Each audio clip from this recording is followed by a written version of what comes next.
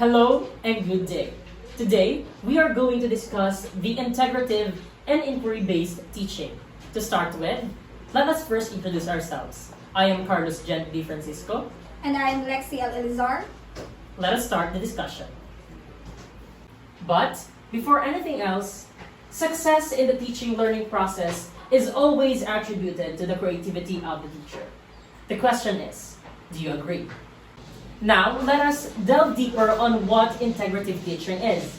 It is a well-organized, anchored on real-life situation that include learners' interests and needs, creating a variety of meaningful activities and learning experiences. So it is very self-explanatory that integrative teaching is anchored on something that is very relatable or an experience of the student. In that way, the student can learn more and they have this feeling of relatability so that they will be more engaged into the discussion proper. Next, it paves the way to connecting what is learned in school to real-life world rather than isolated facts and information. Because, ladies and gentlemen, I do believe that when students are engaged in real-life experiences, they can actually learn more than just reading something out of a textbook. Because when you are just exposed to isolated facts and information, your interest is not at its peak. And when it is not at its peak, you will learn definitely way less than you have when you are being indulged into real-life situations. Next.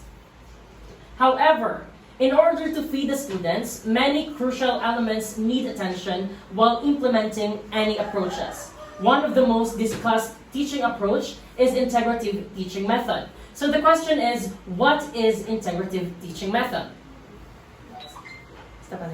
Integrative teaching method or integrative approach is anchored on the assumption that teaching and learning are more meaningful and further enriched if lesson is connected to other disciplines. And that is what we call as interdisciplinary and is connected to real-life experiences, which is called as transdisciplinary.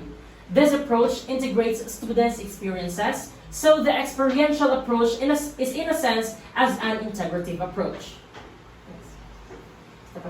Now that we are done with the integrative teaching, my colleague here will discuss integrative learning. Integrative learning is an approach when the learners brings together prior knowledge and experiences to support new knowledge and experiences. For example, we as students, we are considered as an integrative learning because we are conducting a reporting just like what we're doing right now. We are discovering our own learners to teach or to give some knowledge to our classmates. Next. By doing this, learners draw on their skills and apply them to new experience at a more complex level. The concept behind, according to Marcella 2008, the concept behind integrative learning is the students take ownership of their own learnings, becoming critical inquiries who are able to make meaningful connections between the different disciplines and utilize critical thinking to real-life problems. And also, according to Dr. Ortiga, integrative learning is a preparation and a change in students to their future professions. The Association of American Colleges and Universities in 2007 described integrative learning as being the key change in universities education for the 21st centuries. And also, according to Ithaca College, integrative learning is the process of making connection among concepts and experiences so that information and skills can be applied to novel and complex issues and challenges.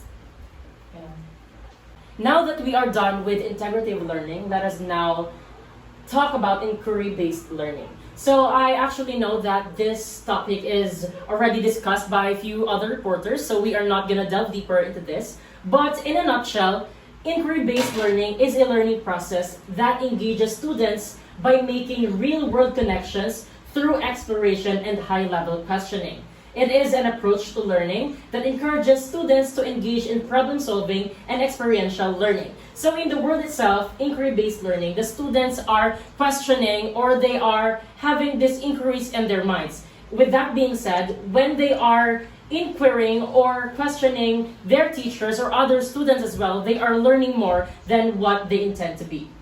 Next, actually we have here examples of inquiry-based learning. Number one is science experiments. One way to incorporate inquiry-based learning into your classroom is to allow students to conduct experiments. This will encourage them to ask questions and think critically about the results. And when I was in grade 7, we have this science investigatory project, and we have this hypothesis. So in that hypothesis, we have this null hypothesis where we tend to say or predict that there is no significant relationship between the two variables. But then we managed to have a successful experiment where we used the white shells in the seashore to be as an additive to white paints. So in that sense, our null hypothesis was proven wrong because white shells can literally be an additive to white paint. So that is actually science experiment where we have this one question, and by doing an experiment, we manage to have a result. Number two is field trips. Another way to encourage inquiry-based learning is to take students on field trips. This will allow them to explore real-world problems and see how or what they are learning in the classroom is relevant. It is just very saddening right now that we are not indulged in field trips because of some circumstances or regulations. But if given the chance, field trips are a really nice way of inquiry-based learning because we are there to experience the scenario or the environment firsthand. Lastly is classroom debates. And actually this is my favorite because in classroom debates, it is another way or great way to encourage this type of learning. When students debate a topic, they are forced to think critically about both sides of the argument. So in this way, in classroom debates, students don't have the choice to not study, but rather indulge themselves in reading and of course studying their side of the coin so that they can defend their side and hopefully they can win their case. So that is all for the examples of the inquiry-based learning. Let us proceed to the 4 types of inquiry-based learning. First is the structured inquiry approach. The structured inquiry approach is a sequential process that helps students learn how to ask questions and investigate real-world problems. This type of inquiry-based learning is often used in a science classes where students are given a problem to investigate and are taught how to use the scientific process to find the solution. It is called structured inquiry approach because they talks about the process. They follow a process to find the solutions. Next.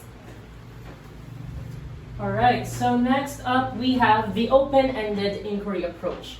So the open-ended inquiry approach is a more free-form approach to inquiry-based learning. In this type of learning environment, students are given the freedom to explore their interests and ask questions about the topic they are studying.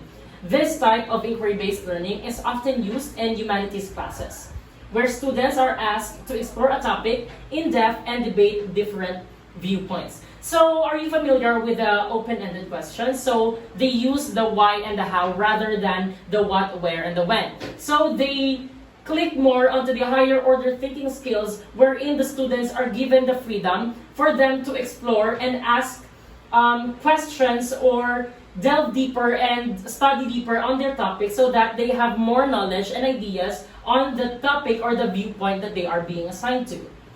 Next is the problem-based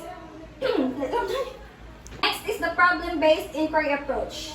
A problem-based inquiry approach is a problem-solving approach to inquiry-based learning. In this type of approach, students are given a real-world problems to solve. This type of inquiry-based learning is often used in mathematics and engineering classes where students are asked to apply what they have learned to solve a real-world problem. This approach is more on problem solving, and students are needed to learn and to have the solutions for the problem that were given. Alright, so lastly we have the guided inquiry approach. The guided inquiry approach is a teacher-led approach to inquiry-based learning.